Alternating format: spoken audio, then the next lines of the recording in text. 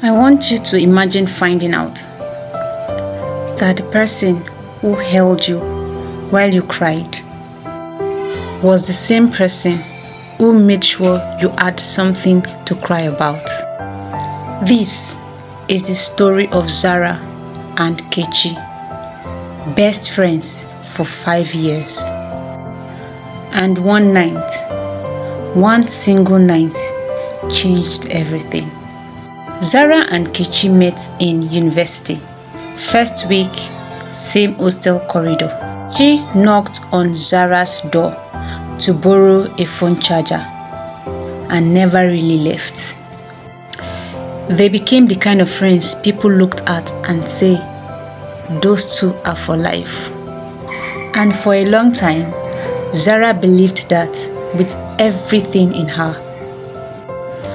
After graduation, life got really fast. Zara got a job. Not perfect, but as something she worked really hard for. She called Kechi first, like she always did. Kechi said, "Congrats, babe."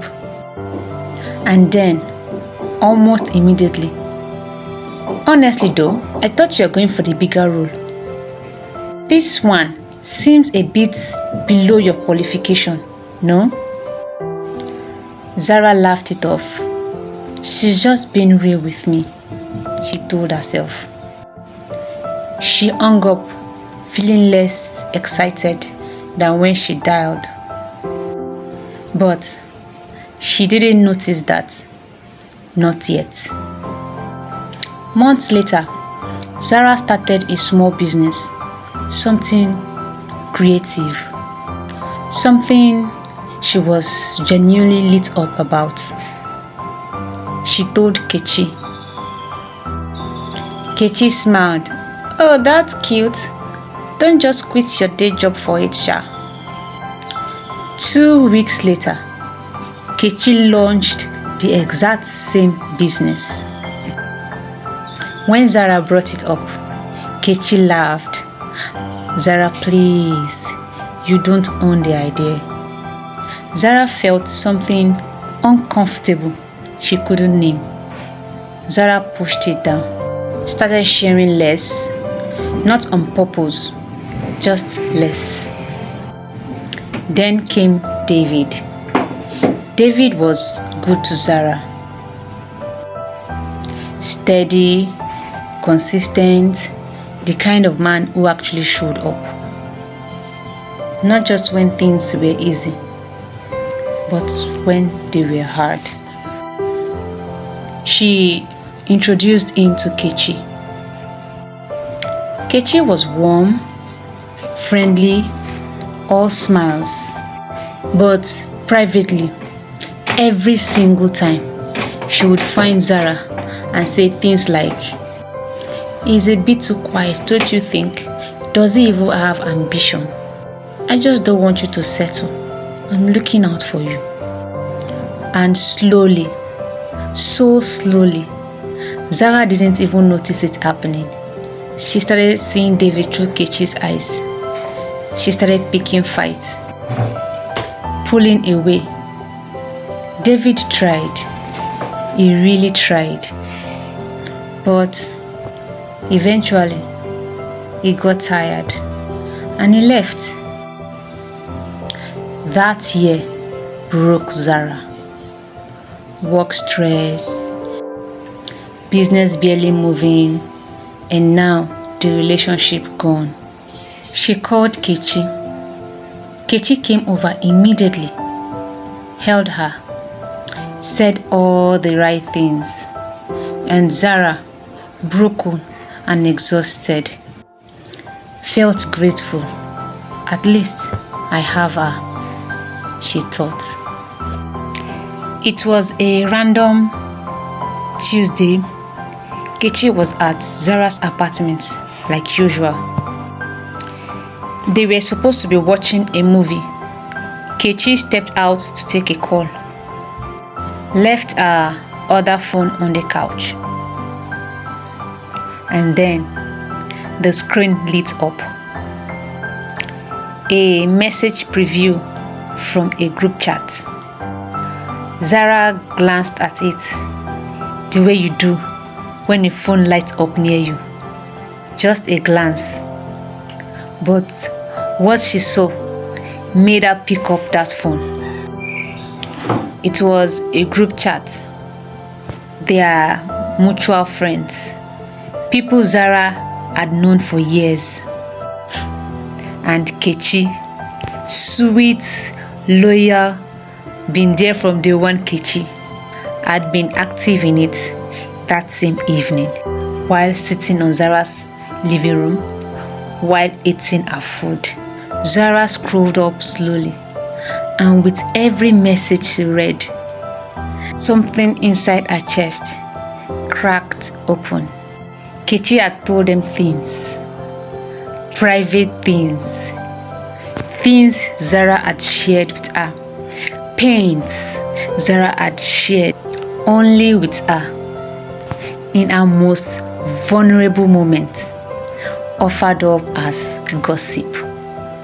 She had mocked Zara's business, called it embarrassing, said she doesn't even know what she's doing, but she won't listen. She had talked about David, about the breakup, and she had said with laughing emoji, I told her from day one it was too good for her. She finally pushed him away. No surprises there. Too good for her, said by the person who spent months whispering in her ears that David wasn't good enough. And then Zara scrolled to the very top, all the way to where the chat started. 3 years ago. 3 years ago. Kechi walked back into the room, still laughing at whatever the phone call had been all about. She stopped when she saw Zara's face. Zara stood up slowly, phone in hand, screen facing out. She didn't scream. She didn't cry. She just looked at Kechi and said very quietly, how long? Kechi opened her mouth, closed it, looked at the phone, looked back at Zara, and in that silence, in that awful, thick silence, Zara got her answer. 5 years. It had been 5 years. Kechi left that night. There was no big argument, no dramatic speech, just a door closing and Zara sitting alone in her apartment, finally understood something she had been too close to see. The congratulations that always comes with but, that was intentional. The business she copied, intentional. The doubt about David, intentional. The secrets shared in group chats, intentional. None of it was careless. None of it was accidental. It was quiet. It was consistent. And it was deliberate. And here is what I need you to take from this today. Some people are not in your life to work with you. They are there to watch you. And make sure you never walked too far ahead of them. You will not always catch them dramatically. Sometimes you will just feel it in the way your excitement dies after every phone call with them, in the way you stop sharing any good news, in the way you shrink yourself around someone who is supposed to be safe.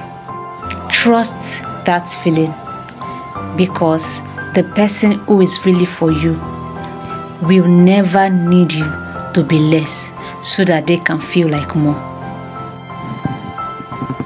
Zara is rebuilding slowly, but on a solid ground this time around. And if any part of this story felt familiar, and if you thought of a name while I was talking, I think you already know what you need to do.